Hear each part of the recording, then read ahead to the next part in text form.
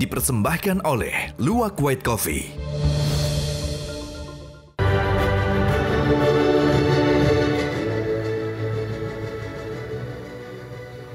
Selamat malam para pemirsa, ketemu lagi di Hot Room dengan saya, Hotman Paris.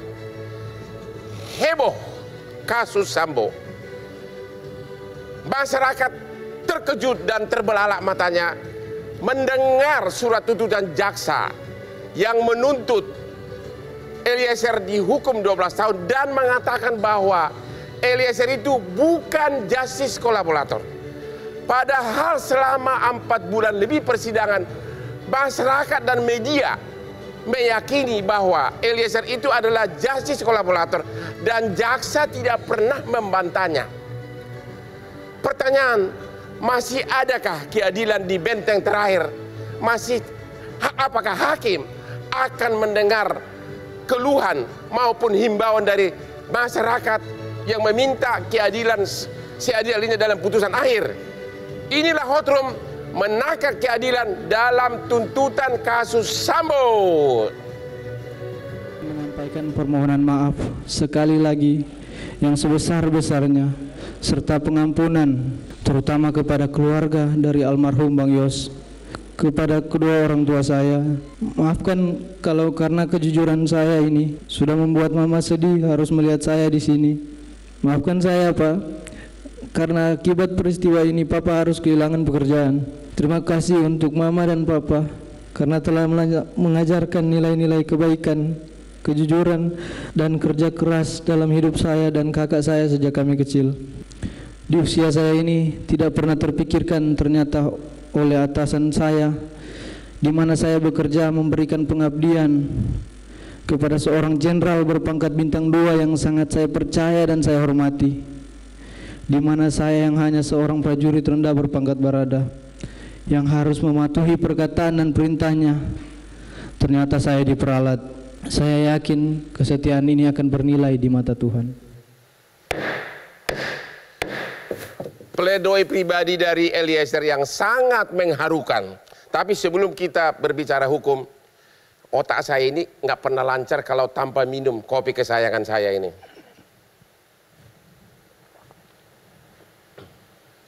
Gila, nikmat banget. Pak Jasman Panjaitan. Jasman ini adalah jaksa senior yang sudah pensiun belum? Sudah. Pernah jadi kepala Kejaksaan Tinggi, pernah jadi direktur penyidikan di Kejaksaan Agung. Coba dulu jawab singkat agar masyarakat tahu. Apakah tuntutan jaksa yang menyatakan bahwa untuk Eliezer dapat sebagai GC justice kolaborator harus ada penetapan pengadilan? Itu kalimat salah atau tidak dalam surat tuntutan? Yes or no? Itu dulu, singkat dulu jawab. Salah atau tidak kalimat itu? Kok saya nggak bisa mengatakan salah atau tidak? Karena ya, yuridis formalnya menurut surat edaran Mahkamah Agung nomor 4 tahun 2011 ya, itu ada syarat-syaratnya gitu loh. Enggak, kata harus ada penetapan hakim untuk menetapkan siapa justice kolaborator, ada nggak undang-undangnya? Tidak. Kalau sih, tapi tidak ada. Rohnya di dalam surat edaran itu, hakim nanti akan menjatuhkan hukuman yang meringankan. Itu kan rohnya di putusan akhir. Iya. Kalau jaksa ini seolah-olah berpendapat dalam surat tuntutan dari awal sudah harus ada penetapan hakim menetapkan justice kolaborator. Padahal dalam Undang-Undang Perlindungan Saksi disebutkan LPSK, yaitu di pasal 10 ayat 4, LPSK kasih rekomendasi kepada jaksa. Jaksa kemudian membuat surat tuntutan yang meringankan, barulah nanti hakim yang memutus apakah diringankan atau tidak. Di sini tidak ada persyaratan harus ada penetapan hakim. Yes or no? Tidak ada disebutkan di situ penetapan hakim. Ya. Tetapi yang namanya justice kolaborator itu dia akan pelapor. Ya. Dia melaporkan dulu. Ya. Nah, ini sekarang apakah Barada E pernah melaporkan tindak pidana pembunuhan ini kepada penyidik? Oke, saya tidak nanya itu.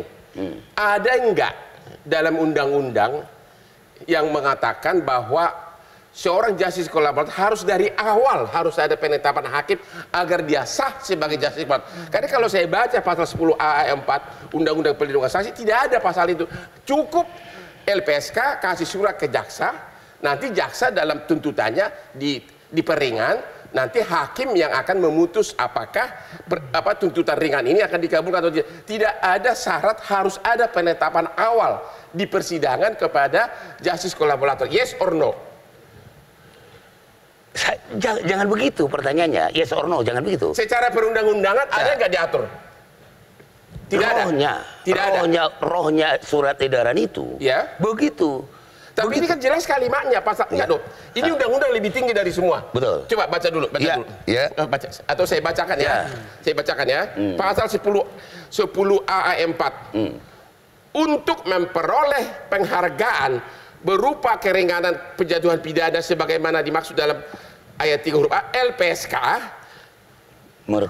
memberikan rekomendasi secara tertulis kepada jaksa penuntut umum untuk dimuat dalam tuntutannya. Betul. Kepada hakim. Betul. Di penjelasan disebutkan atas dasar tuntutan itu nanti hakim akan memperhatikan atau tidak. Ya. Artinya dia berjalan sendiri gitu loh. Tidak perlu harus ada penetapan awal dari hakim. Tidak. Ini kata undang-undang, kalimatnya jelas. Jadi apakah Anda mengatakan bahwa surat tuntutan jaksa itu salah?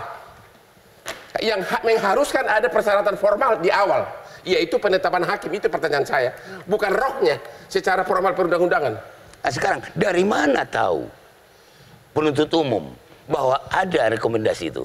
Rekomendasi, jadi kalau menurut pemahaman saya sudah ada dari LPSK, ada Pak Manajer ada ya? Menurut pemahaman saya kita sudah merekomendasikan ke kejaksaan. Sudah, jaksa sudah terima? Sudah ada. Ya. Sudah ada surat dari jaksa, dari LPSK kepada jaksa penuntut umum bahwa si Eliezer itu justice kolaborator. Menurut undang-undang ini itu harusnya diekspresikan dalam surat tuntutan. Tidak ada keharusan harus ada penetapan hakim. Di putusan akhirlah hakim yang memutuskan apakah mengakui dia untuk diberikan keringanan. Gimana? Betul. Betul itu? Betul. Jadi kata bahwa harus ada penetapan hakim itu salah. Tidak perlu ada penetapan hakim. Tidak perlu. Artinya tuntutan jaksa itu salah. Yes or no? Saya tidak mau. Anda bilang kan tadi tidak perlu. Iya.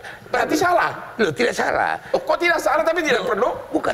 Ini kalau kita biar langsung. Kalau kita. Bukan begitu, bukan. Jangan, maksud saya jangan dipecah kompli. Kalau tidak begini maka begitu, bukan begitu, gitu loh. Tapi kan pasalnya jelas. Ya.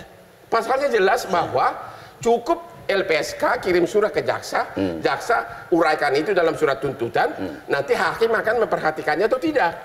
Tidak ada persyaratan formal gitu loh. Karena jaksa ini kan mengatakan seolah-olah harus ada persyaratan formal di awal. Itu maksud saya.